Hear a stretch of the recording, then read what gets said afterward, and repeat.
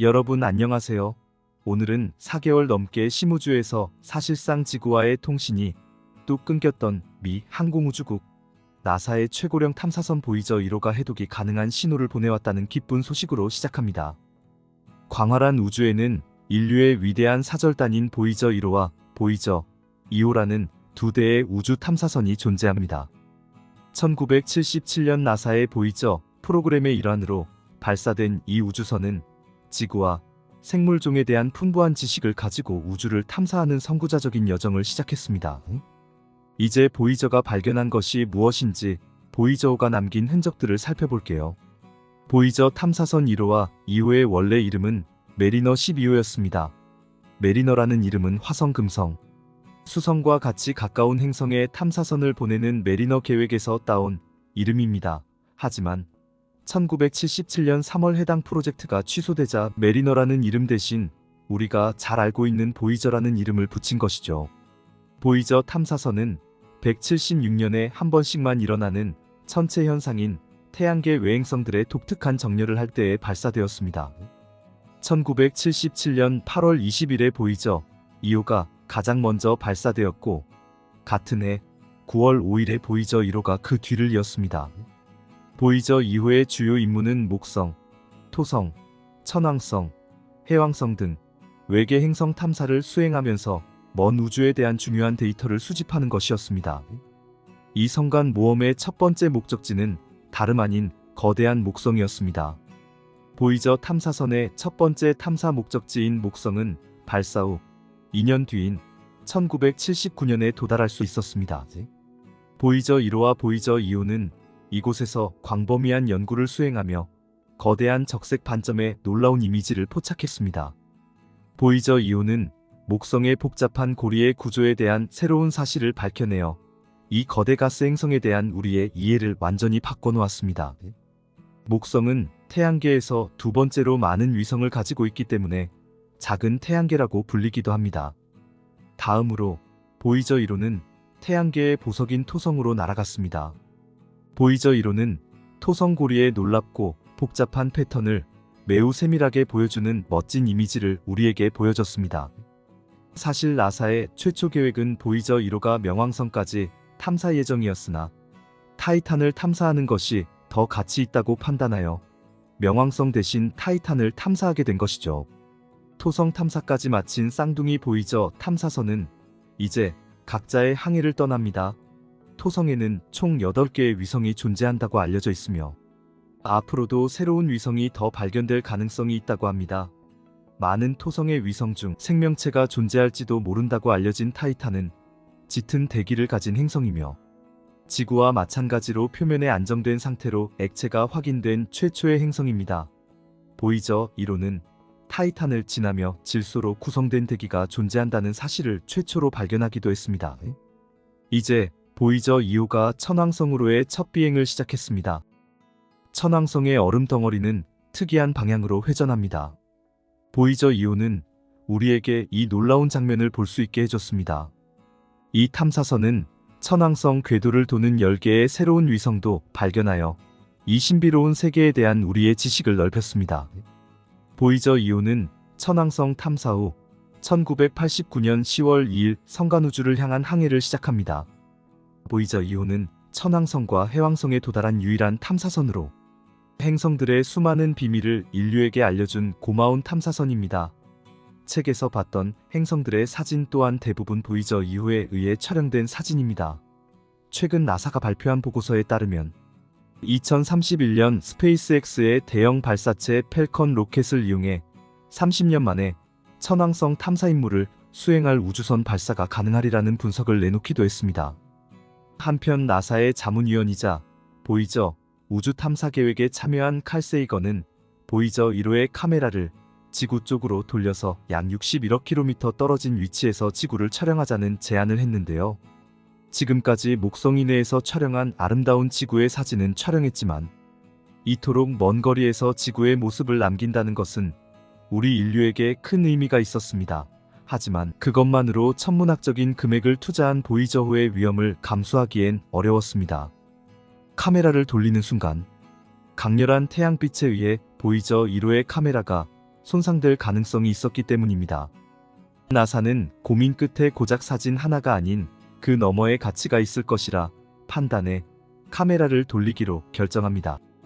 그리고 1990년 6월 14일, 이날은 그들의 결단에 의해 역사적인 날로 기록됩니다. 이 사진은 약 61억 킬로미터 떨어진 우주에서 바라본 지구의 모습입니다. 많은 이들에게 창백한 푸른 점이라는 이름으로 알려진 사진 속에 반짝이는 조그마한 모래알갱이가 바로 지구입니다. 이 사진을 보며 칼 세이건은 창백한 푸른 점이라는 책에서 말합니다. 이렇게 멀리 떨어져서 보면 지구는 특별해 보이지 않습니다. 하지만 우리 인류에게는 다릅니다. 저기 보이는 저 점을 다시 생각해 보십시오. 저 점이 우리가 있는 이곳입니다. 저곳이 우리의 집이자 우리 자신입니다. 이 창백한 푸른 점은 우리 인류에게 많은 생각을 하게 하는 사진입니다. 보이저 2호, 태양계 너머로. 태양계의 마지막 목적지는 해왕성이었습니다. 보이저 2호가 보내온 이미지를 통해 해왕성의 짙푸른 색조가 드러났고 먼 행성의 놀라운 모습이 드러났습니다. 또한 해왕성 표면을 가로지르며 거대한 폭풍인 대흑점도 목격할 수 있었습니다. 보이저 2호가 해왕성 탐사를 끝내고 성간 우주를 향해 계속해서 여정을 떠납니다. 보이저 2호는 우주 어디쯤 있을까요? 2023년 현재 보이저 2호는 46년을 시속 6만 킬로미터의 속도로 비행 중입니다. 보이저 2호는 역사상 가장 먼 거리를 비행하는 탐사선으로 기록되며 그 거리가 약 240억 킬로미터나 됩니다. 그럼 어떻게 인류는 이토록 멀리 떨어진 보이저 탐사선과 신호를 주고받을 수 있을까요? 그것에 대한 해답은 심우주 통신망이라고 불리는 DSN에 있는데요. 나사에서 운영하는 DSN은 우주로부터 오는 전파를 관측하는데 사용되는 통신시설입니다. 현재 미국 올드스톤, 스페인 마드리드, 호주 캔버라 이렇게 세 곳에 설치되어 있으며 지구 표면에서 120도 간격을 두고 설치했습니다. 이러한 전략적 위치는 지구가 자전하는 동안 보이저 탐사선을 비롯한 심우주 임무를 지속적으로 커버할 수 있도록 보장합니다. 이 딥스페이스 네트워크, 줄여서 DSN은 나사의 제트 추진연구소에서 운영하는 무선, 안테나와 통신 시설의 글로벌 네트워크입니다. 지구와 보이저 탐사선과 같은 심우주 탐사선 간의 주요 통신 수단으로 사용됩니다. 그렇다면 DSN은 어떤 역할을 할까요? 첫째로 DSN은 보이저 1호와 보이저 2호에 대한 지속적인 추적 및 내비게이션 지원을 제공합니다. 이 탐사선들은 지구에서 수백만 마일 떨어져 있기 때문에 계획된 궤도를 따라 의도한 목표에 도달하기 위해서는 정밀한 추적이 필수적입니다. 두 번째로 데이터 전송 역할을 합니다. 보이저 탐사선에는 다양한 우주 환경에 대한 데이터를 수집하는 다양한 과학기기가 장착되어 있습니다. 이 귀중한 데이터는 과학자와 연구자들이 분석할 수 있도록 DSN을 통해 지구로 다시 전송됩니다. 세 번째 역할은 보이저와 실시간 통신을 가능하게 합니다. 신호가 탐사선에 도달하는 데는 거리가 멀기 때문에 몇 시간이 걸리지만 이 통신은 탐사선의 상태를 모니터링하는 데 매우 중요합니다. 딥스페이스 네트워크 DSN은 보이저 미션의 숨은 영웅으로 인류가 미지의 세계로 모험을 떠나는 용감한 탐사선들과 연락을 유지할 수 있게 해줍니다. 글로벌 안테나 네트워크와 최첨단 기술을 통해 보이저 1호와 보이저 2호 우주선을 추적하고 통신하고 귀중한 데이터를 수집하여 우리 인류에게 놀라운 경험들을 선사합니다. 보이저 탐사선의 여정은 어디까지일까요?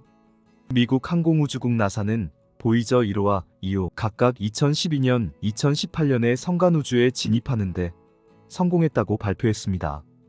하지만 실제로 태양권 계면을 둘러싸고 있는 거대한 구름층인 오르트 구름층까지 태양계로 보기 때문에 정확히는 태양풍 압력이 균형을 이루는 태양권 계면에 위치해 있다고 볼 수 있습니다. 이제 우리는 역사상 가장 위대한 항해를 이어가고 있는 우주 탐사선 보이저를 놓아줘야 할 때가 온 것 같습니다. 안타깝게도 2023년 7월경 보이저5가 무슨 일이 생겼는지 연락이 두절되었습니다. 보이저 우주선과의 통신 두절은 유감스러운 일이지만 지구로부터의 엄청난 거리를 고려하면 예상된 결과입니다. 보이저 탐사선 여정의 끝. 보이저 탐사선의 통신 손실의 원인을 몇 가지 예상해 볼 수 있는데요. 첫 번째는 수명입니다. 보이저 탐사선은 40년 이상 지구와 통신하였습니다. 보이저 탐사선은 처음에 5년의 임무를 위해 설계되었지만 그 기대치를 훨씬 뛰어넘었습니다. 그러나 안타깝게도 더 이상의 수명을 기대하긴 어려울 것 같습니다. 둘째는 성간우주 입자들의 방해입니다. 보이저 1호와 보이저 2호는 현재 태양 자기장의 영향을 벗어난 영역인 성간 공간에 있습니다. 이 영역의 입자 밀도는 우리 태양계보다 훨씬 낮기 때문에 우주선이 안정적인 연결을 유지하기가 더 어렵습니다. 셋째는 너무 먼 거리의 문제입니다. 보이저 5가 더 멀리 이동하므로 신호의 세기가 발신지로부터의 거리의 제곱에 따라 감소한다는 역제곱 법칙으로 신호가 약해집니다. 이러한 자연현상으로 인해 선명한 신호를 수신하기가 점점 더 어려워집니다. 보이저 탐사선과의 교신이 잠시 끊어진 것으로 우리는 놀란 가슴을 쓸어내렸습니다. 앞서 지난해 11월 보이저 1호는 통신 계통의 결함으로 인해 지구와의 교신이 사실상 두절됐었습니다. 나사에 따르면 보이저 1호의 엔지니어링 정보와 데이터를 수집하는 비행 데이터 시스템이 탐사선의 통신 장치와 소통을 못하면서 지구와의 통신이 문제를 일으켰습니다. FDS가 탐사선의 정보를 데이터 패키지로 컴파일한 다음 TMU를 사용하여 지구로 전송하기 때문입니다.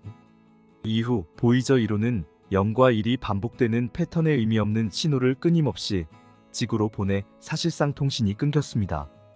이때부터 나사 과학자들은 다시 보이저 1호와 소통하기 위해 다양한 시도를 해왔으며 이번에 의미 있는 결과를 낸 셈입니다. 다만 보이저 1호 자체가 1970년대 기술로 만들어져 이번 통신 문제의 원인을 찾은 것일 뿐 본질적인 해결책이 될 수는 없었습니다. 그러나 결과적으로 47년 전 발사된 보이저 1호의 임무가 아직도 끝나지 않았다는 것을 몸으로 보여준 셈입니다. 이렇게 다시 교신에 성공했다는 사실은 앞으로 신비로운 성간우주의 비밀을 밝혀낼 수 있다는 희망을 갖게 합니다. 이 탐사선의 기념비적인 성공과 그들이 제공한 풍부한 지식을 우리는 잊지 않아야 합니다. 우주를 향한 이들의 묵묵한 여정은 우리에게 우주 탐험의 무한한 가능성에 대한 영감을 줍니다. 우리 인류는 언젠가 보이저호의 뒤를 이은 새로운 탐사선을 다시 보내게 될까요? 다음 영상에서는 또 다른 신기하고 재미있는 우주 소식으로 찾아올게요. 영상을 시청해주셔서 감사합니다. 여러분 모두 행복하세요.